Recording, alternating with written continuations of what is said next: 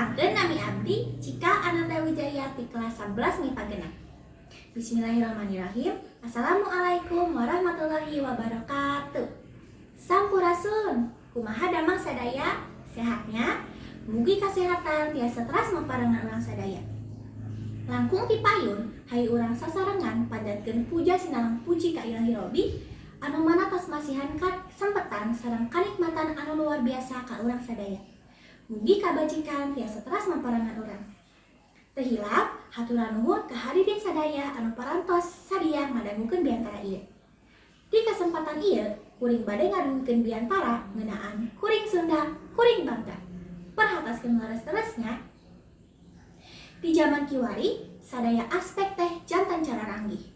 Teu di kota, teu di desa, kacanggihan teh aya di mana-mana. Ku ayeuna kacanggihan eta seueur budaya batur anu lebet ka urang. Ku kituna seueur jalmi anu kaseseret budaya batur dugi kahilap budaya nyalira.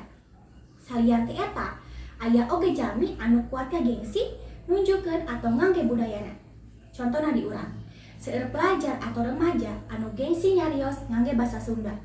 Ceunah mah basa Sunda teu gaul, Sunda mah teu keren. Padahal mah prestasi-prestasi budaya Sunda teh manis seueur pisan.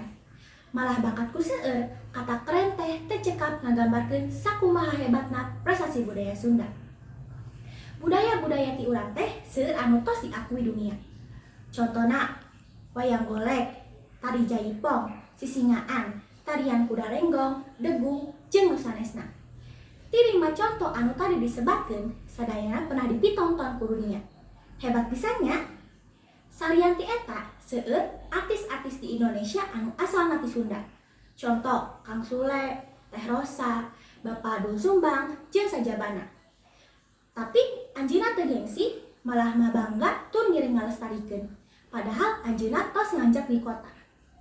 Eta teh ngabuktoskeun bahwa teu aya alesan urang kangge gengsi ngangge basa Sunda atau janten bagian ti Sunda. Sunda tiasa ngajantenkeun ciri khas kanggo urang sadaya. Ku kituna teu kedah isin, teu kedah gengsi. Pami teu tiasa janten salah sahiji jalmi anu masihan prestasi dina ngalestarikeun budaya Sunda, sahenteuna urang kedah hormat ku cara teu hilap tur nomor hijikeun budaya Sunda. Pami sanes urang saha deui? Pami sanes Sunda naon deui? Jadi, hayu urang sami-sami ngagali atau miluru naon bae sih budaya Sunda teh sareng urang pupuk rasa cinta atau bangga urang ka budaya tercinta, budaya Sunda.